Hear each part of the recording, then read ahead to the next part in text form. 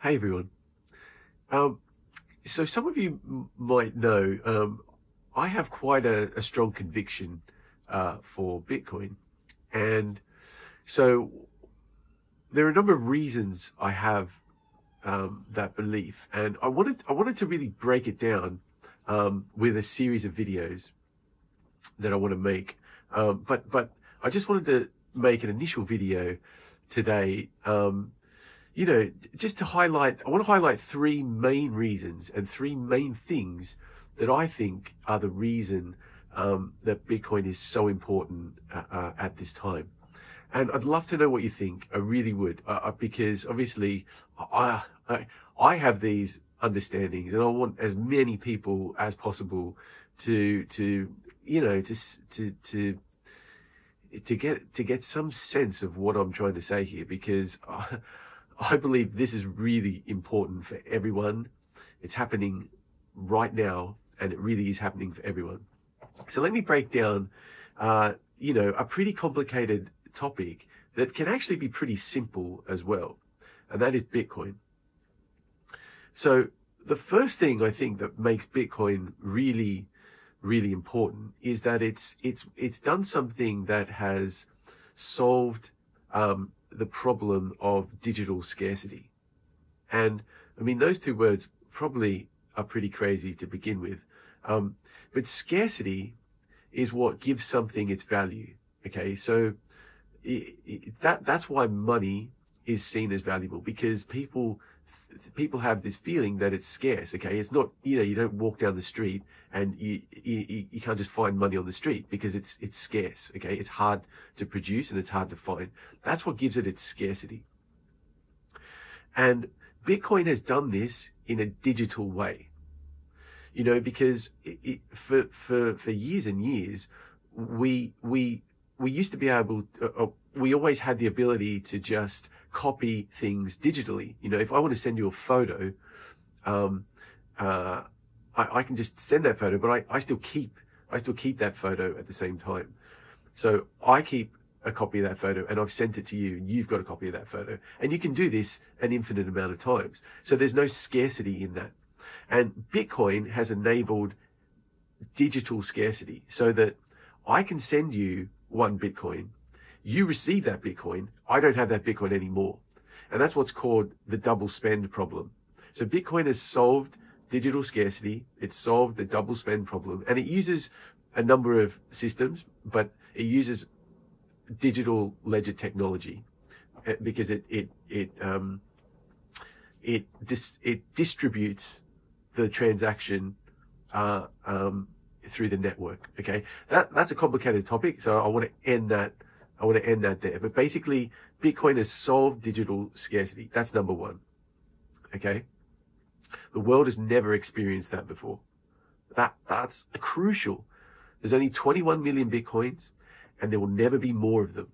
So that in itself means it's scarce. Okay, there's never going to be more of it, and that's fundamental in the Bitcoin thesis. Number one. Number two is that Bitcoin is separated from the state and the government. Okay, all monies in previous history have always been connected to the state or the government. Okay, so it's always been produced by the government, issued by the government, and it's most importantly always been controlled by the government. With Bitcoin, no one controls Bitcoin. Okay, that's really fundamental. And I know there'll be a lot of naysayers out there. There'll be a lot of people who will say, yeah, but there's some bloke behind Bitcoin who's pulling the levers, and this is pretty well understood now that there are many aspects, many guiding influences around Bitcoin, but no one entity controls Bitcoin. There's no one in control of Bitcoin. Okay, there's a number of nodes on a network. They all control. They all run the software, and it's very democratic in how that software is operated. And there's no, I mean, the most important thing to realize is that there's no, there's no central office to shut down. Bitcoin is open source software, so anyone can run the software, anyone can copy the software. It's code, so it's language, right? Like, it's a protocol that you can choose to run, or you can not choose to run. But if you choose to run it, it's literally just a protocol that you run on whatever device you want to run it on. It can't be controlled by a government or an authority. Okay, so that's number 2. So the first thing is it's digital scarcity. Second thing is it's separated from government or the state, from authority. Okay, I hope you're with me so far. The third thing, and these are all incredibly important, so I can't say your 1, 2, or 3 is more important than the other. But the third thing that's really crucial is that Bitcoin is digital free speech. It's freedom of speech, in that when you send a transaction, no one can censor it.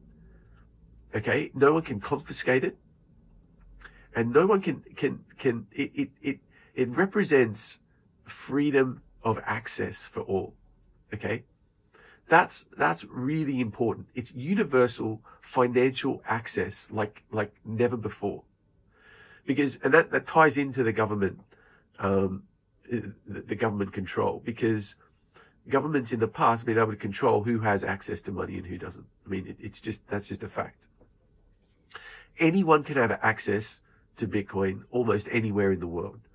Okay, now obviously there's a level of technology that needs to be adopted, but that level of technology is pretty much it's pretty much happening all over the world. I mean there's internet and phone access to internet that's happening all over the world now. Okay, so I don't want to make this video long, but that access is egalitarian and it's equalizing in the world. And that's what makes Bitcoin really, really revolutionary. Because it's not a revolution, like in the past where you had, the Bolsheviks and it was all about, forced revolution. This is a peaceful revolution. It's a neutral revolution because there's no country, there's no government, there's no authority behind the revolution. And so, because it's so neutral because it's so neutral in the way it's being represented in the world, I mean, it removes politics, it removes racial problems, it removes the economic, even the environmental impact. Okay, I know that that's a long and difficult topic, because there'll be a lot of people who will say, oh, but Bitcoin, it's terrible for the environment. Look at all the power it's using. Okay, there's a lot of reasons. There's a lot of things to negate all of those issues that people think Bitcoin is a problem environmentally. But anyway, political problems, racial problems, economic problems, even environmental impact, it all boils down to inequality. Okay, it all boils down to the inequalities that money presents. And so when you fix the money, you fix these problems. You fix the money and you fix the world. And Bitcoin fixes this. It's happening now, and it's happening for everyone. I really hope that you take the time to listen to this video all the way through. That's cool if you haven't. I'd love to know your feedback on all this, because I'm going to keep making these videos, and I want to see how people respond, because it's something that there are a lot of people getting passionate about it, and I think that passion is only going to increase. And I want to be someone who's exposing the beauty of Bitcoin. So please let me know what you think. Like if you haven't subscribed, and I really hope to hear from you. Cheers, everyone. Thank you.